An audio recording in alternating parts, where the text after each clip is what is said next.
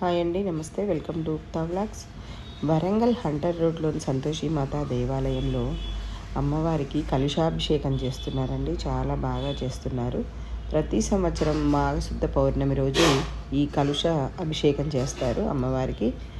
చాలామంది వస్తారండి, చాలా బాగా చేస్తారు. ప్రతి సంవత్సరం ఎంతమంది వస్తే అంతమందికి అన్నదానం కూడా చేస్తారు. చాలా బాగా చేస్తారు టెంపుల్ వాళ్ళు.